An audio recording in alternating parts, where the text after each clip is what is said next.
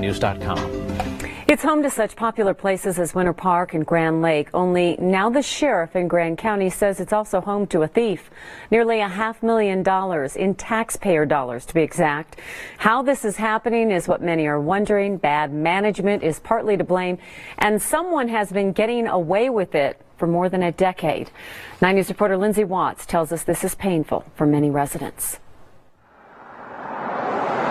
It was like getting kicked in the stomach. You feel like you know people. Lay them down in there, right them in the strike zone.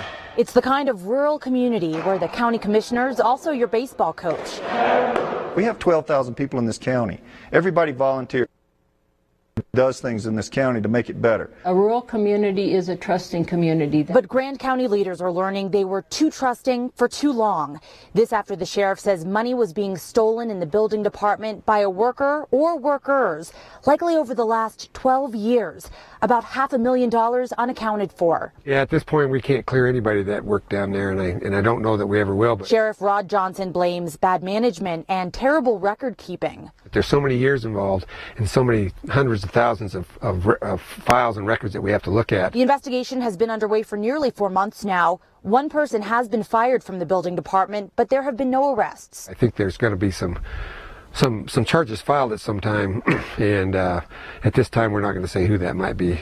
The county manager says new policies have been put in place to make sure no single person is ever handling money unchecked. Talking about 12 years, why weren't there checks and balances in place to prevent theft before now?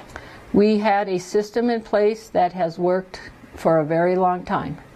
One bad apple decided how to do something different to that system. And somehow it went unnoticed. And some people might say as county manager, that would fall on you. That they certainly can say that. It was actually me who finally looked and said, wait a minute, something isn't matching here. Whoever it was that dropped the ball. We've done so many good things, and now it's just been eroded by this. Leaders say they will work to win back trust. We're going to make this right, and we're going to do the best we can to figure this out. Lindsay Watts, 9 News. And you heard Lindsay mention the bad record keeping. County leaders say after the investigation began into the missing $500,000, they found checks sitting in a drawer at the building department worth more than $100,000.